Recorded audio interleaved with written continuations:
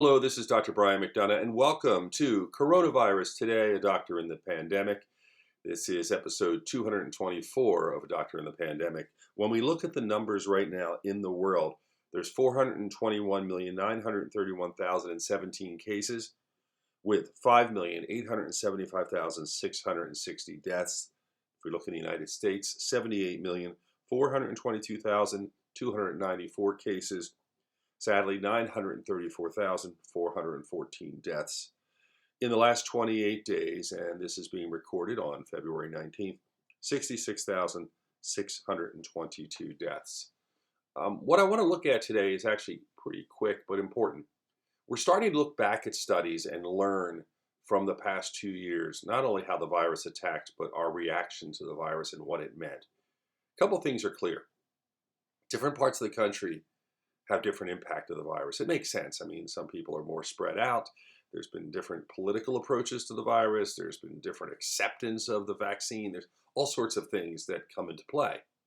So if you take two states, huge states, California and Florida, we can now compare what has happened in each state. And it's very interesting.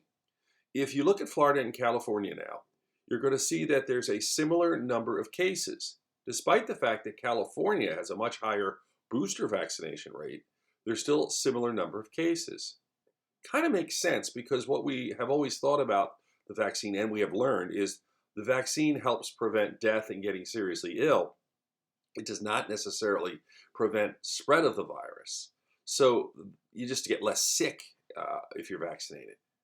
So when you look at those numbers being equal and then you look at deaths, that's where you see the dramatic difference. Florida has significantly more deaths, and that's the issue here. The vaccine has to be more or less explained and taught to the public more appropriately. We have to let people know the vaccine doesn't stop the spread of the virus. It helps stop the spread of the virus, but where it really helps is keeping people less sick, and fortunately for those who get the vaccine, a dramatic reduction in death rate. I think that's the important point we need to keep talking about. And we also have to look ahead and explain to people, we got to get past this and start thinking about life as well and make this one part of the way we deal with our lives going forward.